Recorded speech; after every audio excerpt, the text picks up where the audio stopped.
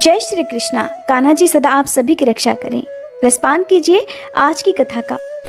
जैमिनी जी कहते हैं कि इसके बाद नारद जी और राजा इंद्रद्युम्न पुरोहित के छोटे भाई विद्यापति के साथ पुरुषोत्तम क्षेत्र में नीलकंठ महादेव जी के समीप गए।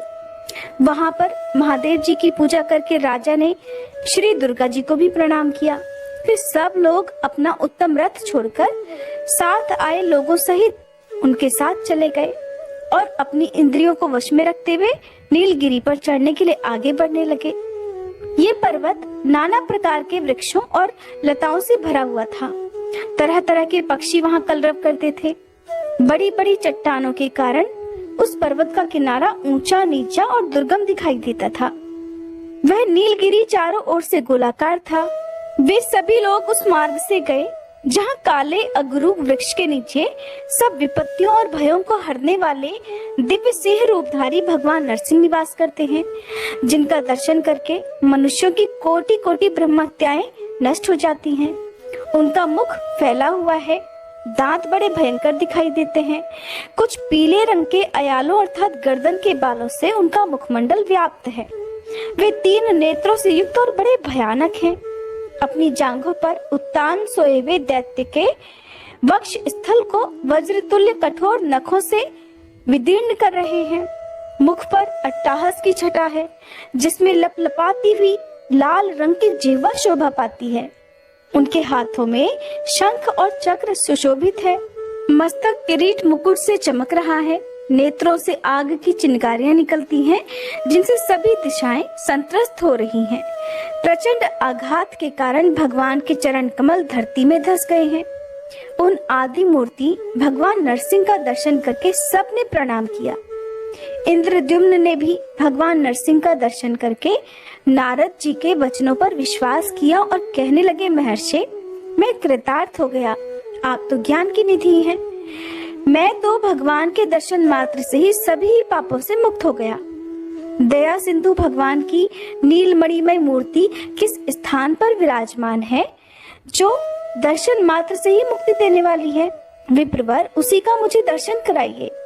तब नारद जी ने राजा इंद्रद्युम्न को उस परम पावन स्थान का दर्शन कराया, जहाँ भगवान श्री विष्णु स्वर्णमयी बालू से ढक गए थे। मुनि ने वहां ले जाकर राजा से कहा, नारायण नारायण राजन, इस 2 योजन ऊंचे और 1 योजन फैले हुए वट वृक्ष को तो देखो। ये प्रलय काल में भी स्थिर रहता है और मनुष्यों को मोक्ष प्रदान करने वाला है। इसकी छाया में जाने से ही मनुष्य पापों से मुक्त हो जाता है। इसकी जड़ में प्राण त्यागने वाला मनुष्य मोक्ष को प्राप्त होता है। फिर जो इसकी पूजा और स्तुति करता है, उसके लिए तो कहना ही क्या है। इसके मूल भाग से पश्चिम और नरसिंह जी से उत्तर भगवान नीलमाधव विराजमान थे। वे ही आप पर अनुग्रह करने के लिए अब 4 स्वरूपों में यहाँ प्रकट होंगे। जैसे श्वेत द्वीप के भीतर भगवान का अपना धाम है, ठीक उसी प्रकार जम्बू द्वीप के अंतर्गत यह पुरुषोत्तम क्षेत्र ही भगवान का अपना धाम है। राजन, जो मोक्ष का अधिकारी है वही इसकी महिमा को समझ पाता है। अन्य मनुष्यों को, विशेषतः पाप कर्मियों के लिए ये विश्वास की भूमि नहीं है। भगवान जगन्नाथ का अंतर्ध्यान होना या छिप जाना किसी विशेष कारण से होता है, परंतु वे साधु पुरुषों पर कृपा करने के लिए प्रत्येक युग में प्रकट होते ही रहते हैं। राजन, भगवान मत्स्य, कच्छप आदि अनेक अवतारों के द्वारा जब अवतार का उद्देश्य पूरा कर देते हैं, तब कारण की निवृत्ति हो जाने से अर्थात उनका कार्य पूरा हो जाने से वे अंतर्ध्यान हो जाते हैं। परंतु वे ही दया सागर भगवान इस पुरुषोत्तम क्षेत्र में बिना किसी कारण के नित्य निवास करते हैं। जैसे श्वेत द्वीप से जाकर भगवान विष्णु कहीं और अवतार लेते हैं, उसी प्रकार वहां रहते हुए भी वे द्वारिका, कांची और पुष्कर आदि में कृपा पूर्वक प्रकट हो जाते हैं। राजन, अनेकानेक तीर्थ, देश, क्षेत्र और मंदिरों में भगवान विराज रहे हैं।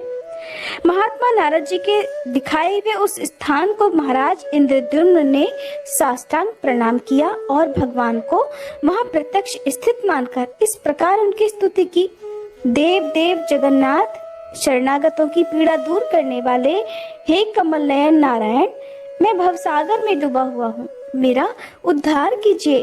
परमेश्वर, एकमात्र आप ही दुख राशि का विध्वंस करने वाले हैं। शूद्र मनुष्य लेश मात्र सुख की इच्छा से शूद्र देवताओं की सेवा करते हैं। भगवान, आप भक्तिभाव से आराधना करने पर मनुष्यों को साक्षात मोक्ष प्रदान करने वाले हैं। अजामिल ब्राह्मण ने अपने वर्णाश्रमोचित कर्मों का परित्याग करके कौन सा पाप नहीं किया था, किंतु नाथ, वो भी तो आपके नाम का उच्चारण करने मात्र से ही मुक्त हो गया। आपके स्मरण मात्र से ही पाश हाथ में लेकर आए हुए यमदूतों ने उसे छोड़ दिया था। देवेश्वर, सभी शास्त्रीय उपाय आपके दर्शन के लिए ही बताए गए हैं। आपका साक्षात्कार हो जाने पर हृदय के सभी संशय नष्ट हो जाते हैं। उसी क्षण मनुष्य संदेह रहित हो जाता है। प्रभु, आप ही सबको आश्रय देने वाले हैं। मुझ दीन पर अनुग्रह कीजिए। मैं आपसे केवल इतनी ही भीख मांगता हूँ कि आपकी जो मूर्ति यहाँ विराजमान है उसका मैं इन नेत्रों से दर्शन करूं। इसके सिवा मेरा दूसरा कोई भी प्रयोजन नहीं है। इस प्रकार हाथ जोड़े हुए राजा इंद्रद्युम्न ने भगवान मधुसूदन की स्तुति करके पृथ्वी पर लौटकर उन्हें साष्टांग प्रणाम किया। उस समय उनके नेत्रों में आंसू भर आए थे। ठीक उसी समय आकाशवाणी हुई जिसे इंद्रद्युम्न ने भी सुना। राजन, चिंता ना करो, मैं तुम्हें प्रत्यक्ष दर्शन दूंगा। देवर्षि नारद ने श्री ब्रह्मा जी का जो वचन तुमसे कहा है, बस तुम उसके अनुसार ही कार्य करो। उस दिव्य वाणी को सुनकर राजा ने नारद जी से कहा, हे देवर्षि, आपने ब्रह्मा जी की आज्ञा से जो कुछ कहा था, इस आकाशवाणी ने भी बिल्कुल वही बात कही है। ब्रह्मा जी साक्षात जगन्नाथ हैं। इन दोनों में कुछ भी भेद नहीं है और आप ब्रह्मा जी के पुत्र हैं। आपका वचन भगवान का ही वचन है, इसलिए अब मुझे उसका प्रयत्न पूर्वक पालन अवश्य ही करना चाहिए। राजा की बात सुनकर नारद जी कहने लगे, राजन, चलो अब हम लोग भगवान नीलकंठ के पास चलें। वही सब राक्षसों का संहार तथा समस्त विघ्नों का निवारण करने वाले भगवान नरसिंह की पश्चिमाभिमुख स्थापना करूंगा। इससे अंतर्ध्यान को प्राप्त हुए भगवान श्री विष्णु नरसिंह जी के रूप में प्रकट होंगे और उनके समीप किया हुआ यज्ञ अतिशय फल देने वाला होगा। तुम आगे चलो और शीघ्र ही वहाँ एक मंदिर बनवाओ। मेरे स्मरण करने से विश्वकर्मा जी का पुत्र आकर शीघ्र ही पश्चिमाभिमुख मंदिर का निर्माण करेगा। भगवान नीलकंठ के दक्षिण 100 धनुष की दूरी पर जो बहुत बड़ा चंदन का वृक्ष है, उसके पश्चिम का स्थान क्षेत्र होगा। वहीं तुम्हें 1000 यज्ञों का अनुष्ठान करना है। तुम अभी जाओ, मैं 5 दिनों तक अभी यहीं और ठहरूंगा और इन ज्योति स्वरूप अनंत शक्ति संपन्न दिव्य नरसिंह भगवान की आराधना करके एक अर्चा विग्रह में इनकी प्रतिष्ठा करूंगा। फिर वे उसमें प्राण, इंद्रिय और मन के साथ विराजेंगे। नारद जी की ये बात सुनकर राजा इंद्रद्युम्न चंदन वृक्ष के समीप गए। वहां उन्होंने विश्वकर्मा जी के पुत्र सुघटक को देखा। सुघटक राजा को देखकर हाथ जोड़कर बोले, देव, मैं शिल्प शास्त्र का ज्ञाता हूँ। इस समय आपके परम सुंदर नरसिंह भवन का निर्माण करूंगा। राजा बोले, आप कोई साधारण शिल्पी नहीं, विश्वकर्मा जी के पुत्र हो।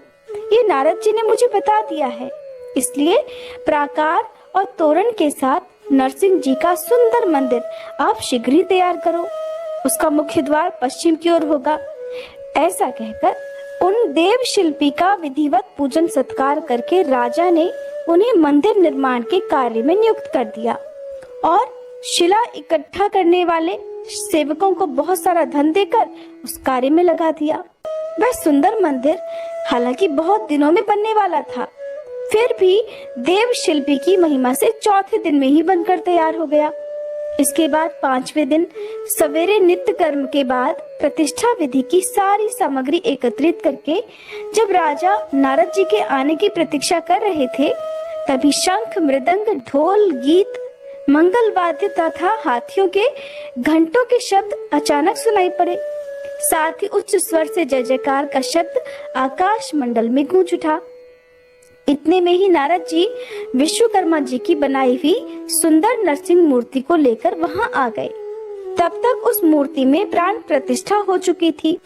मूर्ति ने दिव्य माला और वस्त्र धारण किए हुए थे। उस पर दिव्य चंदन का अनुलेप किया गया था।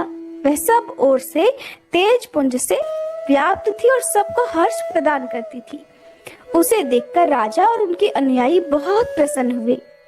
सभी ने देवर्षि नारद जी की प्रशंसा की। फिर पास से देखकर उसमें नरसिंह जी की आकृति पहचानी और ये निश्चय किया कि यह आदि मूर्ति भगवान नरसिंह जी की प्रतिमा है। तब प्रसन्न हुए राजा इंद्रद्युम्न ने भगवान नरसिंह की परिक्रमा की और धरती पर मस्तक रखकर साष्टांग प्रणाम किया। इसके बाद राजा के अनुरोध से नारद मुनि ने भूदेवी और लक्ष्मी देवी के साथ देवाधिदेव भगवान नरसिंह की प्रतिमा को रत्नमयी वेदी पर शुभ मुहूर्त में स्थापित कराया। इसके बाद वैष्णव, ब्राह्मण, अन्य नरेशगण तथा बुद्धिमान नारद जी के साथ राजा इंद्रद्युम्न ने उपनिषदों और धर्मशास्त्री स्तोत्रों द्वारा बड़ी प्रसन्नता से भगवान की स्तुति की कि हे भगवान, आप एक अनेक स्थूल, सूक्ष्म तथा अत्यंत लघु शरीर धारण करते हैं। आप आकाश से परे होकर भी आकाश स्वरूप हैं। आपका रूप सदा एक समान रहता है अथवा आप अद्वितीय स्वरूप हैं। आपका आकार आकाश के समान सर्वव्यापी है। आप आकाश में स्थित हैं, आकाश पर आरूढ़ हैं। व्योमकेश शिव तथा पद्मयोनि ब्रह्मा जी भी आपके ही स्वरूप हैं। दिव्य नरसिंह रूप में प्रकट हुए हे परमात्मन, आपका तेज कई करोड़ सूर्यों के समान है। प्रभु, आप दुख रूपी समुद्र से मेरा उद्धार कीजिए। आप नित्य समीप हैं, दूर दूर से स्थित हैं, न दूर है न पास हैं, तथा बोध और बोध आपके ही स्वरूप हैं। दुखों का नाश करने के एकमात्र कारण होकर भी आप वस्तुतः कारण नहीं हैं। सबके संशयों को छिन्न भिन्न करने के लिए आप सबसे पहले प्रकट हुए हैं। स्वामिन, आप मुझे अपने चरणार बिंदों की श्रेष्ठ भक्ति प्रदान कीजिए, जो चारों पुरुषार्थों की मूल कारण मानी गई है। भक्तों के अभीष्ट मनोरथ की पूर्ति करने वाले आप भगवान नरसिंह की मैं शरण लेता हूँ। अपने चरणों का आश्रय लेने वाले लोगों की पाप राशि का विनाश करने वाले दया सागर श्री नरसिंह जी को मैं प्रणाम करता हूँ। तीनों लोक जिनके उदर में स्थित हैं, उन नरसिंह देव जी को मैं नमस्कार करता हूँ। दीनों पर दया करने वाले हे विष्णु, आपको नमस्कार है, नमस्कार है, नमस्कार है। आप मुझ अनाथ की रक्षा कीजिए।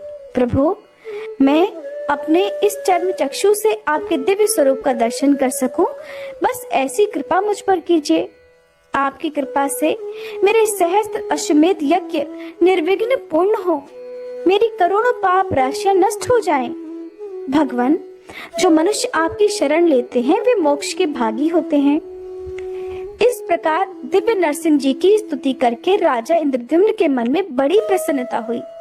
उन्होंने बार बार धरती पर लेटकर भगवान को दंडवत प्रणाम किया।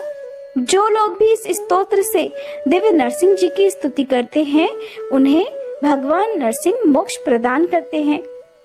ज्येष्ठ मास के शुक्ल पक्ष की द्वादशी तिथि को स्वाति नक्षत्र के योग में महर्षि नारद ने उस क्षेत्र में दिव्य नरसिंह देव जी की स्थापना की है।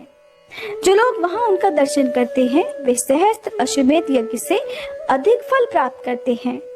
जो पंचामृत, दूध, नारियल के रस अथवा सुगंधित जल से भगवान नरसिंह को स्नान कराते, खीर आदि उपचार समर्पित करके पूजा करते, जवा कुसुम की माला, चंदन, धूप, दीप और तांबूल चढ़ाकर स्तुति पाठ, जय जयकार, परिक्रमा, प्रणाम तथा दान से नरसिंह जी को संतुष्ट करते हैं, वे ब्रह्मलोक को प्राप्त होते हैं। वैशाख की चतुर्दशी को शनिवार के दिन स्वाति नक्षत्र में प्रदोष काल के समय भगवान नरसिंह का आदि अवतार हुआ है।